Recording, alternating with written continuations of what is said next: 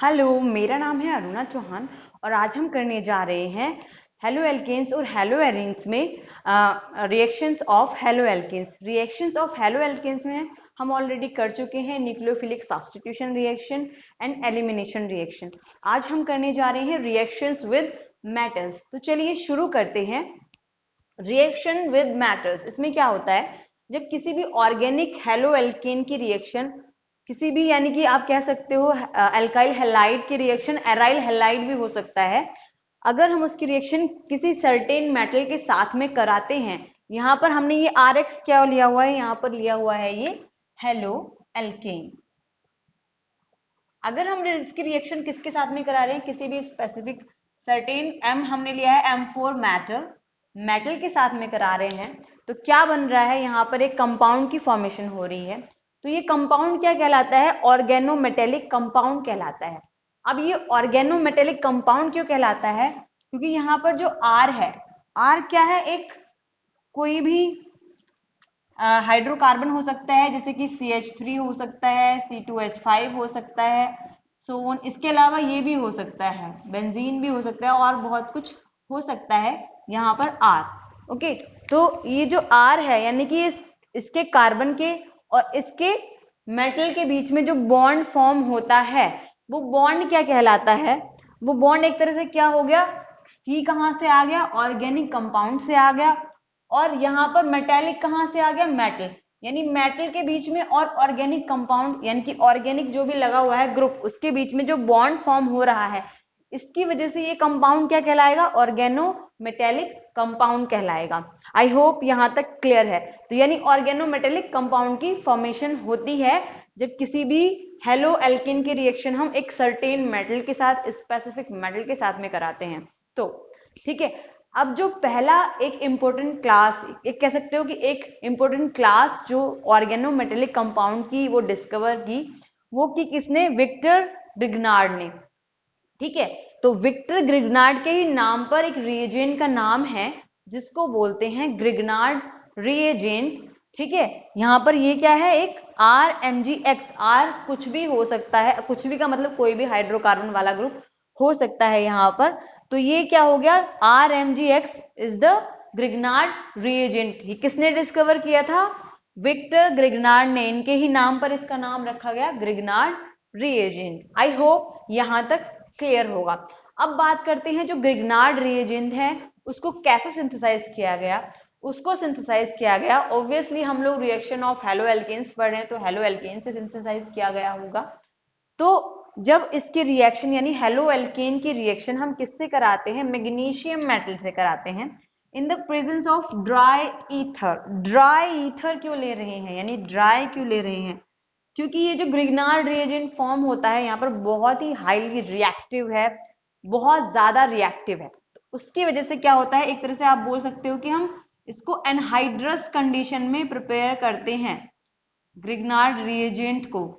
ठीक है, तो एनहाइड्रस कंडीशन में इसको क्या किया जाता है, प्रिपेयर किया जाता है, रखा भी इसको एनहाइड्रस कंडीशन में ही जाता है, मतलब जब इसको, मतलब ज्यादातर तुरंत बनाकर इसको यूज किया जाता है। ओके, तो जब हेलो एल्केन की रिएक्शन हम किससे करा रहे हैं, मैग्नीशियम से करा रहे हैं, in the presence of dry ether, तो हमें क्या मिल रहा है, ग्रिग्नार्ड रिएजेंट मिल रहा है। ये जो CH3 CH2 है, हाइड्रोकार्बन वाला पार्ट हो गया, यानी R वाला पार्ट हो गया, ये Mg एंड Br, यानी इसकी जगह पर हमने क्या लिखा हुआ है, X लिखा हुआ है, कोई भी हेलोजन हो सकता है यहाँ पर। ठीक है, Br हो सकता है, यहाँ पर Cl हो सकता है। ओके, जनरली आपको Br लिखा हुआ ही मिलेगा इसमें। तो किसकी फॉर्मेशन होती है, ग्रिग्नार्ड रिएजेंट की। BrCl ज्यादा लिखे हुए मिलते हैं, आप कह सकते हो। ओके, अब यहां पर आप देख सकते हो कि Mg और ये जो कार्बन है, ठीक है, इस ऑर्गेनिक वाले पार्ट का कार्बन, एंड यहाँ पर क्या है, ये मेटल है मैग्नीशियम, इसके बीच में एक बॉन्ड फॉर्म हो रहा है।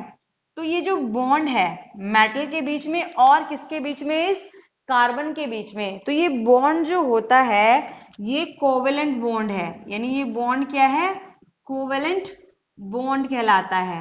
हाईली पोलर होता है ये बॉन्ड, क्या है, हाईली पोलर बॉन्ड है, हाईली पोलर।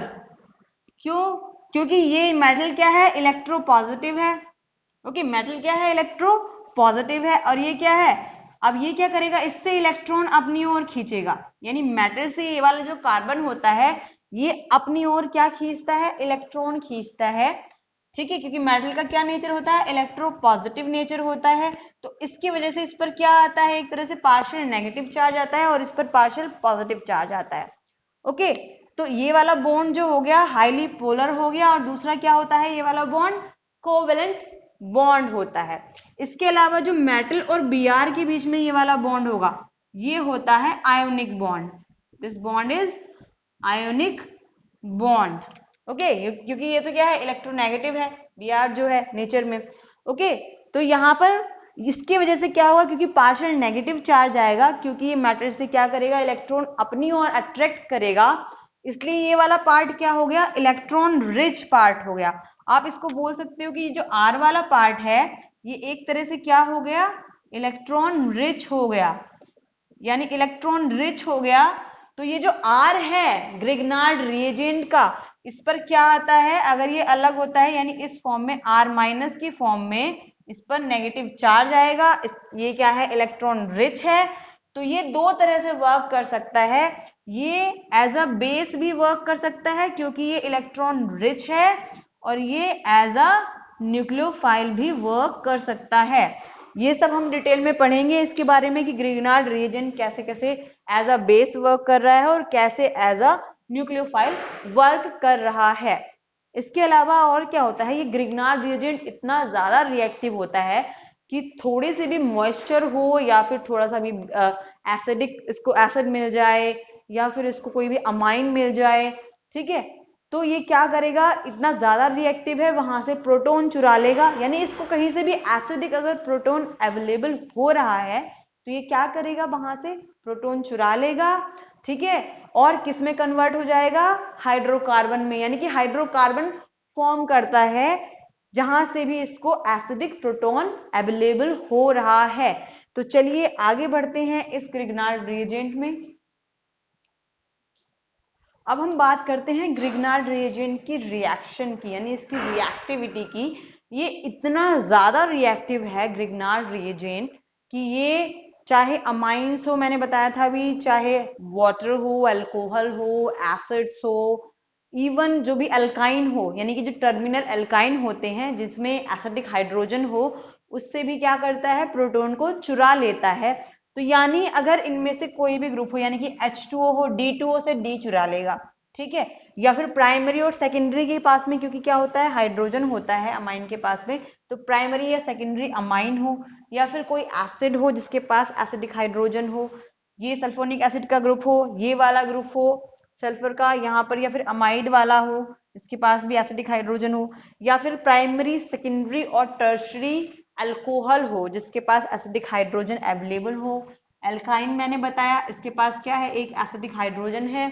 फिनोल के पास में ये वाला जो हाइड्रोजन है, इवन फिनोल से भी क्या कर लेता है, ये हाइड्रोजन को चुरा लेता है। कौन, ग्रिग्नार्ड रिएजेंट। ये क्या है, ग्रिग्नार्ड रिएजेंट। तो ये क्या बना देगा, इनसे प्रोटॉन चुरा लेगा और क्या बनाएगा, हाइड्रोकार्बन बना लेगा।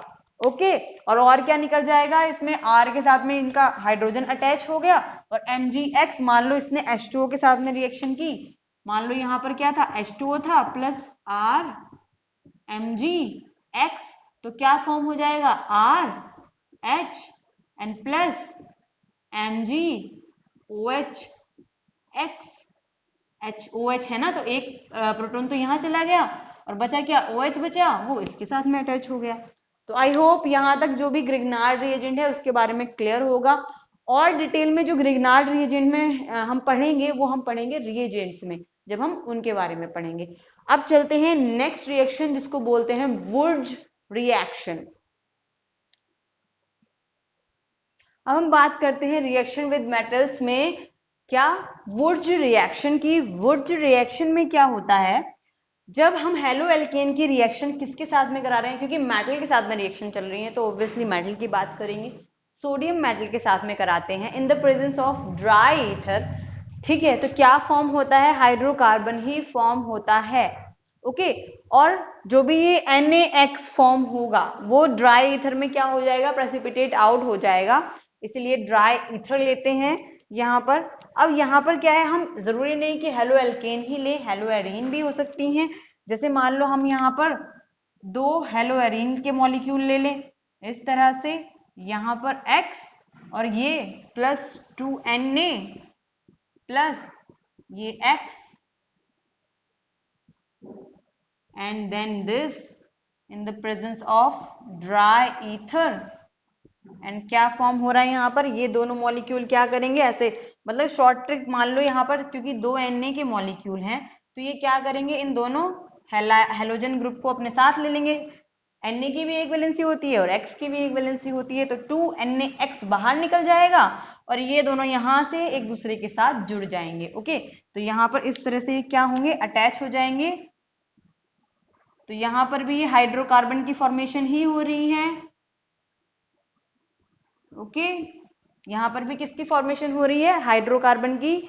2 हाइड्रोकार्बन ग्रुप ये जुड़ जा रहे हैं, 2NaX इस तरह से फॉर्म हो जाएगा। तो ये क्या कहलाती है, वुड्स रिएक्शन, जिसमें 2 molecule of halo alkane react करते हैं 2 मेटल के एटम्स के साथ में, और क्या फॉर्म कर रहे हैं, हाइड्रोकार्बन की फॉर्मेशन हो रही है, डबल हो जाता है इसमें एकदम।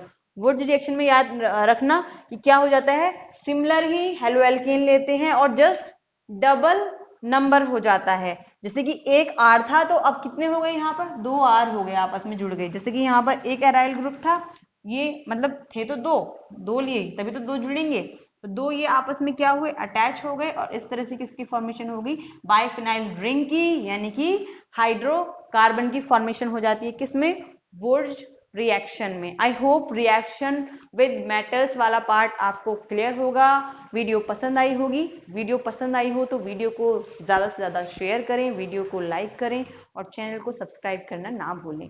Okay, thanks for watching.